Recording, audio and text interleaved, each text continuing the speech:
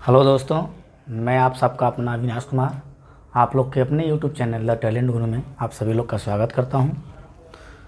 उम्मीद करता हूं दोस्त आप सभी लोग अच्छे होंगे, आप लोग की पढ़ाई अच्छी चल रही होगी। ठीक है, इसके पहले आप लोगों ने पूरा वीडियो देख लिया होगा जितना अब तक हुआ है, और आप लोगों ने नोट्स भी बना लिए होंगे। ठीक है, तो चलिए आज हम स्टार्ट करते हैं शिक्षण सहायक सामग्री। आज ये हमारा नया टॉपिक होने वाला है। इसके पहले हमने RTE, NCF, NEP और मातृभाषा क्या होती है, ठीक है, और लेखन पठन ये जितने कौशल उसके बारे में हमने पढ़ लिया। ठीक है, सुनना बोलना लिखना पढ़ना क्या होता है इसके बारे में हमने पढ़ा, और ये कैसे कैसे काम करता है, ये सब चीज़ों के बारे में हमने कंप्लीट कर पढ़ लिया है।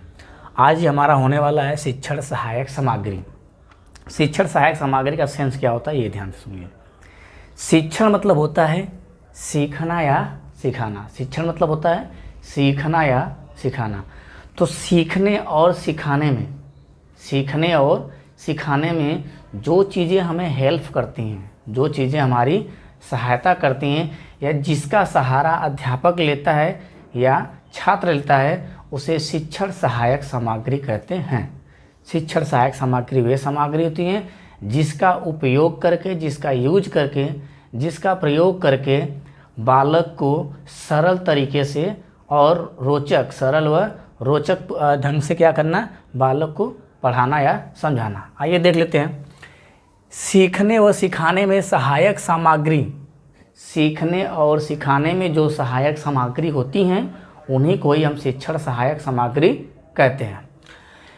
वह सहायक सामग्री जिसका प्रयोग करके शिक्षण को सरल व रोचक बनाया जा सकता है उसको हम शिक्षण सहायक सामग्री कहते हैं। क्या? शिक्षण को, सिखाने के तरीके को सरल और रोचक बनाया जाता है जिसकी सहायता से, उसे हम क्या कहते हैं, शिक्षण सहायक सामग्री कहते हैं। जैसे में चाक, ब्लैक बोर्ड, वाइट बोर्ड, ठीक है, इत्यादि, ये सारे हमारे क्या हैं, शिक्षण सहायक सामग्री हैं। ठीक है, चाक, ब्लैक बोर्ड, वाइट बोर्ड, ठीक है, लिंगवा फोन, ग्रामोफोन, ये सारे जितने होते हैं ये हमारे क्या होते हैं, शिक्षण सहायक सामग्री होती हैं। आगे आइए, इसका महत्व क्या है, शिक्षण सहायक सामग्री का महत्व क्या है या इसका उद्देश्य क्या है, ये ज़रूरत क्यों पड़ती है। आगे देखिए, विषय को सरल व रोचक बनाता है। विषय क्या करता है, सरल बनाता है और रोचक बनाता है। ठीक है, बालक इंद्रियां सक्रिय रहती हैं। बालक की जो इंद्रियां होती हैं, जो 5 ज्ञानेंद्रियां होती हैं, वो क्या होती हैं, सक्रिय होती हैं। ठीक है, आगे क्या कह रहा है कि बालक को अभिप्रेरणा, अभिप्रेरणा मतलब क्या होता है, प्रेरणा। देखिए प्रेरणा ये आपको साइकोलॉजी में हम बताएंगे। प्रेरणा मतलब होता है तैयार करना, अभिप्रेरणा मतलब अंदर से, बाह्य प्रेरणा मतलब बाहर से। जब हम अंदर से तैयार होते हैं किसी चीज़ को सीखने के लिए तो शीघ्रतापूर्वक बहुत कम समय में और जल्दी से हम क्या करते हैं, सीख जाते हैं। तो आंतरिक प्रेरणा उसे कहते हैं जो हम अंदर से किसी चीज़ को सीखने के लिए तैयार हों। बाह्य प्रेरणा वो है जो बाहर से हम क्या है, कोई हमें फोर्स कर रहा है किसी कार्य को करने के लिए, उसके बाद हम उस कार्य को कर रहे हैं तो क्या हो गया, बाह्य प्रेरणा। जैसे मान लिया शादी ब्याह में आप लोग जाते हैं, शादी ब्याह में आप लोग जाते हैं तो वहाँ पे जैसे भी बारात जाती है तो वहाँ पे बहुत सारे दोस्त, अगर कई दोस्त हैं जिसमें कुछ लोग को डांस करना आ रहा है, कुछ लोग को नहीं करना आ रहा है, तो जिनको करना आता है वो तो करते हैं, और जिनको नहीं करना आता है उन्हें क्या करते हैं, पीछे से धक्का मारते हैं। ठीक है, बाह्य प्रेरणा मतलब पीछे से धक्का मारना, तो उसे पीछे से धक्का मारते हैं। ठीक है, नचाने के लिए या नाचने के लिए उसे क्या करते हैं, खींचते रहते हैं या क्या करना। तो बाह्य प्रेरणा मतलब होता है खींचना या बाहर से क्या, धक्का मारना किसी कार्य को करने के लिए, तो ये हो गया बाह्य प्रेरणा। आंतरिक प्रेरणा हमारा क्या होता है, जब हम अंदर से तैयार होते हैं किसी चीज़ के लिए। मान लीजिए अंदर से तैयार होने का सेंस ये है कि किसी से हमको क्या है, मिलना है, ठीक है, या किसी के प्रति, मान लीजिए आपको किसी से प्यार मोहब्बत है, उससे अगर आपको मिलना है तो आपको हज़ारों युक्तियां आप लगा लेंगे उससे मिलने के लिए, अगर कितना भी कोशिश क्यों नहीं किया जाए आपको रोकने के लिए। ठीक है, भले ही दीवार क्यों ना कूदना पड़े आपको पीछे से। तो क्या हो गया हमारा आंतरिक प्रेरणा, जिस कार्य को करने के लिए हम अंदर से प्रेरित होते हैं, अंदर से तैयार होते हैं, वो आंतरिक प्रेरणा। बाह्य प्रेरणा का मतलब होता है बाहर से जब धक्का दिया जाए या बाहर से प्रेशर दिया जाए, ठीक है, उसे क्या कहेंगे, बाह्य प्रेरणा। और प्रेरणा मतलब होता है किसी काम को करने के लिए तैयार होना। प्रेरणा मतलब तैयार होना, आंतरिक मतलब अंदर से, बाह्य मतलब बाहर से। ठीक है, तो क्या कह रहा है कि बालक को अभिप्रेरणा प्रदान करता है। अभिप्रेरणा मतलब आंतरिक प्रेरणा, अंदर से सीखने के लिए क्या करता है, प्रेरित करता है, तैयार करता है। अगला हमारा क्या है, हिंदी।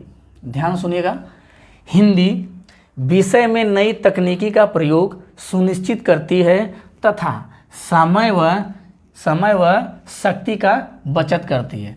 मतलब शिक्षण जितने भी शिक्षण सहायक सामग्री होती है उनसे हमारा क्या होता है, समय का बचत होता है। जैसे आज की डेट में प्रोजेक्टर चल दिया है, ठीक है, प्रोजेक्टर माध्यम से सिखाना। और डिजिटल बोर्ड में हम क्या करते हैं कि दृश्य भी दिखाते हैं, उसके साथ साथ हम बोलते रहते हैं, तो बालक की ज्ञान इंद्रिया ज़्यादा से ज़्यादा सक्रिय होती है और वो जल्दी से जल्दी सीख जाते हैं। तो हमारे क्या होंगे, शिक्षण सहायक सामग्री होगी। शिक्षण सूत्रों के अनुकूल, ठीक है, रटने की आदतों से मुक्त कराती है। शिक्षण में विविधता लाना, मतलब कई तरीके से सिखाने का कार्य करना। और शिक्षण सूत्रों के अनुकूल मतलब शिक्षण सूत्रों के अनुकूल मतलब जो सब्जेक्ट है आपको उसके अनुकूल शिक्षण विधियों का या शिक्षण सहायक सामग्री क्या करना है, यूज करना है। रटने की आदतों से मुक्त रहना, जब प्रयोगात्मक ढंग से आप सीखेंगे, गतिविधियों के आधार पर सीखेंगे, तो वो ज्ञान अस्थायी होता है लंबे समय तक के लिए। लंबे समय तक के लिए वही ज्ञान अस्थायी होता है जो गतिविधियों के आधार पे या प्रयोगात्मक आधार पे हम जिसको सीखते हैं। अगला हमारा क्या है कि प्रकार, शिक्षण सहायक सामग्री के प्रकार। ये शिक्षण सहायक सामग्री कितने प्रकार की हो सकती हैं। एक तो होगा श्रव्य, जो सुन के, एक होता है दृश्य, जो देख के, एक होता है दृश्य श्रव्य, जिसमें सुना भी जाता है और देखा भी जाता है। 3 तरीके से, श्रव्य पहला, दूसरा दृश्य, तीसरा दृश्य श्रव्य, ठीक है। आइए तो पहला देखते हैं, श्रव्य शिक्षण सहायक सामग्री। श्रव्य मतलब होता है सुनना, ठीक है, श्रव्य मतलब सुनना। तो श्रव्य मतलब सुनना, शिक्षण मतलब जो सिखाने का कार्य होगा, सहायक सामग्री जो सिखाने में यूज करेगा, जो सहायता करेगा, जो सिखाने में सहायता करेगा, उसे शिक्षण सहायक सामग्री। वह शिक्षण सहायक सामग्री जिसे हम सुनकर अपनी कक्षा को सरल व रोचक बनाते हैं। वह शिक्षण सहायक सामग्री जिसे हम सुनकर, ठीक है, या सुनाकर बालक की जो क्लास है उसे क्या करेंगे, सरल और रोचक बनाएंगे, वो हमारा क्या होगा, श्रव्य शिक्षण सहायक सामग्री। जैसे में क्या क्या आ सकता है, radio, tape recorder, gramophone, lingua phone, भाषा प्रयोगशाला। ये भाषा प्रयोगशाला ऑप्शन में आपको आता है, सब लोग इसको समझते हैं क्या कि ये दृश्य श्रव्य सहायक सामग्री, लेकिन ये क्या केवल ये श्रव्य सहायक सामग्री है। इसे याद रखिएगा, भाषा प्रयोगशाला, क्योंकि प्रयोगशाला से लोग समझते हैं कि लैब में ही क्या दिखाए, कोई चीज़ कराया जा रहा है बताने के साथ साथ। लेकिन याद रखिए, जो भाषा प्रयोगशाला ये कौन सी शिक्षण सहायक सामग्री है, ये श्रव्य शिक्षण सहायक सामग्री। ये गलत ना करिए, कई बार एग्जाम में पूछा गया है। अगला कह रहा है कि दृश्य शिक्षण सहायक सामग्री। अच्छा, रेडियो तो सबको पता है, ठीक है, रेडियो के माध्यम से समाचार वगैरह सुनाना। टेप रिकॉर्डर भी आपको पता है, ग्रामोफोन पता है, लिंगवा फोन पहले चलता था, अब ये नहीं है, पहले लिंगवा फोन का बहुत प्रयोग होता था। अब आइए, दृश्य शिक्षण सहायक सामग्री मतलब जिसे हम पढ़कर या देखकर क्लास को सरल और रोचक बना सकें, उसे हम क्या कहेंगे, दृश्य, ठीक है, दृश्य शिक्षण सहायक सामग्री। जैसे में इसमें क्या क्या हो सकता है, पाठ्य पुस्तक, समाचार पत्र, पत्र पत्रिका, ठीक है, और क्या होगा, श्यामपट्ट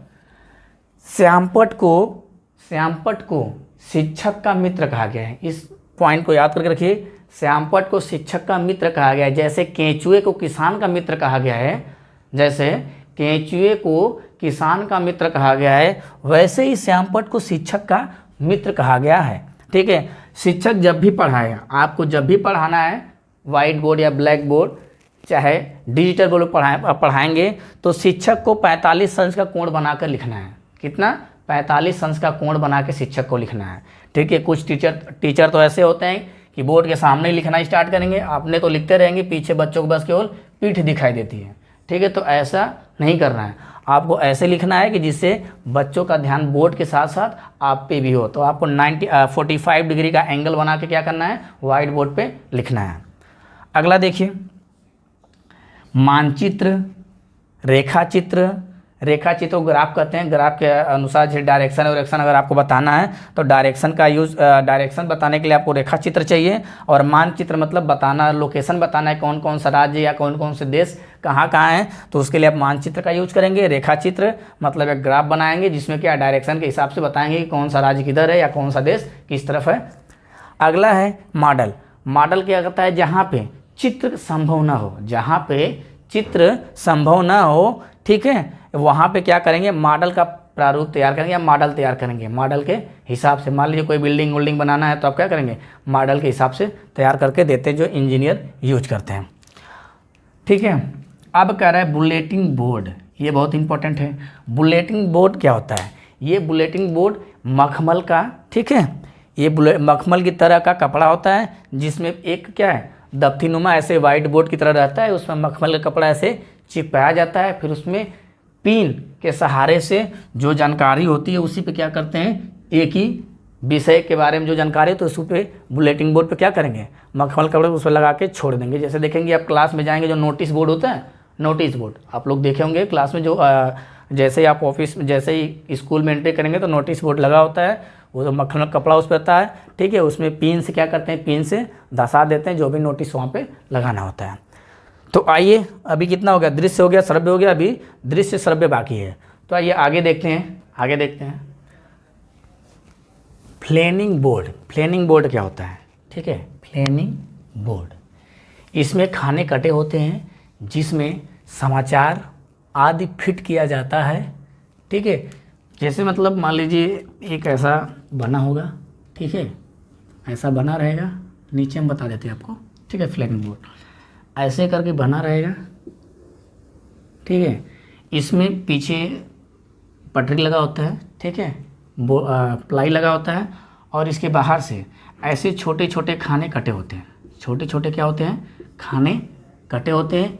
इसी खाने में क्या किया जाता है, किसी का, ठीक है, इसी खाने में जो फ़ोटो लिया जाता है उसी फ़ोटो को या किसी घटना स्थल के बारे में जो भी चीज़ें होती हैं इसी में फिट किया जाता है, ताकि एक ही जगह अगर पूरी जानकारी संपूर्ण रहेगी तो उस घटना या उस एक्सीडेंट के बारे में हम कम समय में क्या जानकारी इकट्ठा कर सकते हैं।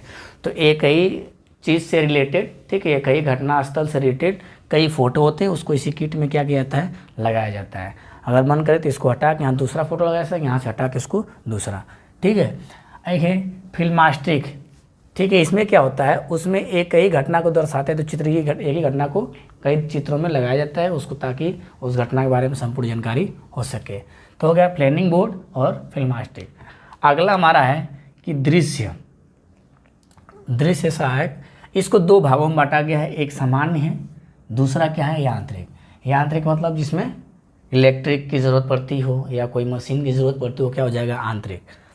पाठ्य पुस्तक, पत्र पत्रिका, समाचार पत्र, ये सारे क्या है, हमारे सामान्य हैं। जबकि प्रोजेक्टर, स्पीडास्कोप, फिल्म स्ट्रिप, मैजिकल लालटेन, प्रोजेक्टर में क्या होता है कि जो चीज़ें हम चित्र के माध्यम से क्या करते हैं उसे दिखाते हैं किसी दीवार पे। प्रोजेक्टर में क्या किया जाता है, किसी दीवार पे या किसी पर्दे पे फोटो दिखाया जाता है जो प्रोजेक्टर में ऐड होता है। अब स्पीडा क्या होता है, स्पीडास्कोप के बारे में जानिए कि यह समतल भूमि पर फैली हुई वस्तुओं आदि पर प्रकाश डालकर क्या किया जाता है, प्रकाश डालकर उन्हें पर्दे पर प्राप्त किया जा सकता है। फिर से, यह समतल भूमि पर फैली हुई वस्तुओं आदि को प्रकाश डालकर इन्हें पर्दे पर प्राप्त किया जा सकता है। मैजिकल, देखिए मैजिकल लालटेन क्या करता है, पर्दे की आवश्यकता इसमें नहीं होती है, इसमें बस प्रकाश की आवश्यकता होती है, जैसे कि प्रोजेक्टर में। अगला है हमारा दृश्य श्रव्य, जिसमें देखा भी जाएगा और सुना भी जाएगा। ऐसे शिक्षण सहायक सामग्री को हम क्या कहेंगे, दृश्य श्रव्य शिक्षण सहायक सामग्री। इसमें हमारा टेलीविज़न आ जाएगा, दूरदर्शन आएगा, यूट्यूब आएगा, मोबाइल आ जाएगा, फिल्म जिसे सिनेमा या चलचित्र कहा जाता है। और इसमें सबसे ज़्यादा ज्ञानेंद्रिय हमारी क्या होती है, एक ही होती है। ज़्यादा से ज़्यादा अगर पूछे आपके एग्जाम में, अगर क्वेश्चन पूछे कि वह कौन सी शिक्षण सहायक सामग्री है जिसमें ज़्यादा से ज़्यादा ज्ञानेंद्रिय क्या होती हैं, सक्रिय होती हैं, तो हमारा क्या होगा, श्रव्य दृश्य शिक्षण सहायक सामग्री, जिसमें ज़्यादा से ज़्यादा ज्ञानेंद्रिय हमारी क्या होती हैं, एक्टिव रहती हैं। ठीक है, हमने क्या क्या पढ़ा, शिक्षण सहायक सामग्री। शिक्षण सहायक सामग्री वे सामग्री होती हैं जिससे सीखा या सिखाया जाता है। अध्यापक शिक्षण सहायक सामग्रियों का प्रयोग करके अपने कक्षा को सरल और रोचक बनाता है। या तो ये कह सकते हैं कि शिक्षा को या पाठ्य पुस्तक को, मतलब सिखाने के तौर तरीके को सरल और रोचक बनाने में जिन वस्तुओं का हम यूज करते हैं, जिस ऑब्जेक्ट का हम क्या करते हैं, यूज करते हैं, उसे क्या कहते हैं, शिक्षण सहायक सामग्री। शिक्षण सहायक सामग्री 3 तरह की होती हैं। एक होता है श्रव्य, एक होता है दृश्य, एक होता है श्रव्य और दृश्य। श्रव्य मतलब जिसमें सुनकर, ठीक है, या सुनाकर अपने क्लास को सरल और रोचक बनाया जाता है, उसे क्या कहते हैं, श्रव्य शिक्षण सहायक सामग्री।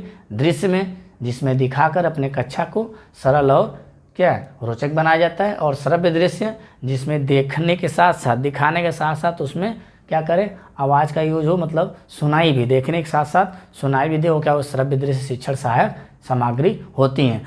और जैसे केचुए को किसान का मित्र कहा जाता है, वैसे श्यामपट्ट को क्या कहा जाता है, वैसे श्यामपट्ट को भी अध्यापक का मित्र कहा जाता है। अध्यापक को हमेशा 90 डिग्री का एंगल बना के ब्लैक बोर्ड पे लिखना चाहिए या वाइट बोर्ड पे लिखना चाहिए, ठीक है।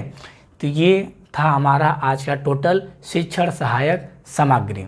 शिक्षण सहायक सामग्री आज के लिए बस इतना ही दोस्त। उम्मीद करता हूँ आप लोग को समझ में आया होगा, ठीक है। अगर समझ में आया होगा तो ज़्यादा से ज़्यादा लोगों को शेयर करें, लाइक करें और चैनल को सब्सक्राइब करें। अगर वीडियो पसंद आता हो, अगर बातें समझ में आती हों तो आप कमेंट कर दिया करिए, जिससे हमें एक मोटिवेशन मिलेगा, हमें पता चलेगा कि आपको बातें समझ में आ रही हैं कि नहीं आ रही हैं। ये जो भी कंटेंट आपको दिया जा रहा है वो आपके लिए यूजफुल है कि नहीं है, आप इसका पता करने के लिए प्रीवियस ईयर क्वेश्चनों को देख लीजिएगा। जितने भी सारी चीज़ आपको पढ़ाई जा रही हैं, प्रीवियस ईयर क्वेश्चन को देखिए। अगर वहाँ से क्वेश्चन न फंसे तो फिर कहिएगा, ठीक है। आप लोगों को यहाँ पे थ्योरी क्लास पूरा कंप्लीट मिलेगा। पहले हम लोग का हिंदी चल रहा है, हिंदी जैसे कंप्लीट होगा फिर इसके बाद हम लोग चाहे मैथ, चाहे इन्वायरमेंट, ठीक है, किसी एक का फिर पैडागोजी उठाएंगे। जैसे ही पैडागोजी हमारा पूरा कंप्लीट हो जाएगा फिर उसके बाद हम लोग चलेंगे विषय वस्तु पे, जिसमें मैथ पढ़ेंगे, इन्वायरमेंट पढ़ेंगे, इत्यादि चीज़ों को हम कंटिन्यू करते रहेंगे। तो आज के लिए बस इतना ही। धन्यवाद।